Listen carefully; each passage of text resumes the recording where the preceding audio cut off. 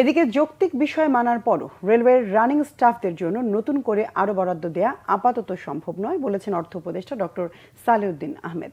সচিবালয়ে সরকারি ক্রয় সংক্রান্ত উপদেষ্টা কমিটির বৈঠক শেষে তিনি কথা বলেন। অর্থ উপদেষ্টা জানান, রেলওয়ের আন্দোলনরত রানিং স্টাফদের ওভারটাইম সহ কিছু বিষয়ে ৮-১০ দিন আগে বরাদ্দ দেওয়া হয়েছে।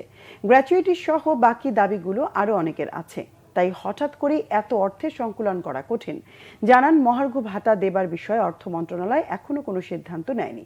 বিদেশি মিশনে কর্মরতদের ভাতা এমনিতেই কম ছিল, ভাতা বাড়ানোর বিষয়টি যৌক্তিক হওয়ায় বাড়ানোর সিদ্ধান্ত নেওয়া হয়েছে। রেলের কিছু ছিল, তাদের কিছু কর্মচারীদের আমরা বেশ কয়েকদিন আগেই আমাদের তাদের যৌক্তিক যে সেগুলো আমরা দিয়েছি। তারপরে তারা কেন করেছে এটা তাদের ব্যাপার। কারণ হয় কি, প্রত্যেকেরই দাবি দেওয়া, একাধিক দাবি দেওয়া থাকে, তাই না? তারা বলেছে এই দিতে হবে, ওভারটাইম অ্যালাউন্স দিতে হবে, পেনশন। আমরা যতটুকু আমাদের সম্পদের ইস্যুতে আমরা বলেছি, অন্যরা সংস্থা আমরা যেভাবে দিয়েছি আমরা দিয়েছি। এতে তো মোটামুটি আমার মনে হয় এটা যুক্তি ছিল এবং আমরা দিয়েছি সুবিধা। এখন যদি তারা বলে আরো সবগুলো একসাথে দিতে হবে, তা আপনারা বুঝতে পারেন অর্থের সংকুলন তো আমার করতে হবে।